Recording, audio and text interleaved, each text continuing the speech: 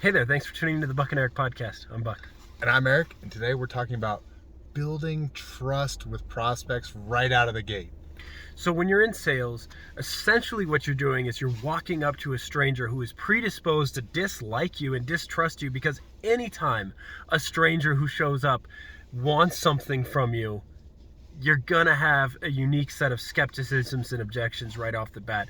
The art of sales is overcoming that, and in one conversation, building the trust with someone to the extent that they would be willing to cooperate with you in some capacity. And so what you want to do is find ways of communicating and presenting yourself and reading the situation, and find little opportunities to break through their armor, if you will, and get closer and closer to not being a caricature of a salesman that they have already in their mind, but a genuine human being who they like and trust.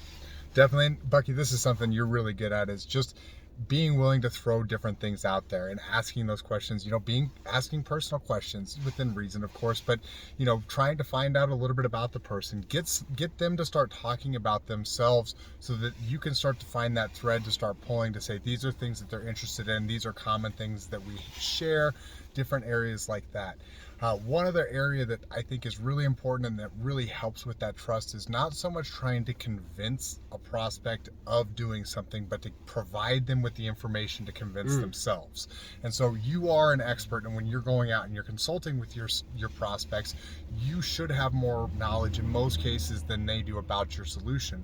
And so you can help to guide that conversation to make sure that you're giving them the information that leads them down the path that you want, that also allows them to go, wait a second, you're telling me all this information, and they're coming to that conclusion themselves, rather than feeling like you're holding their foot to the fire and saying, make this choice or whatever it is. Yeah, it's almost as though if you ask the right questions, you could get them in their own mind to imagine the problem that infers your solution. Exactly. That you can then be right there to present to them. And when they're asking, how can you solve this, then you've walked them through that process as well. That they're already kind of seeing things from the perspective of somebody who wants to cooperate with you. Exactly. Now, when I'm going into a conversation with a new person, I am looking right off the bat for 3 levels of disarmament. What I mean by that is, how do I break through their skepticisms and objections and just remove myself from that position of a caricature of a strange salesman that just showed up,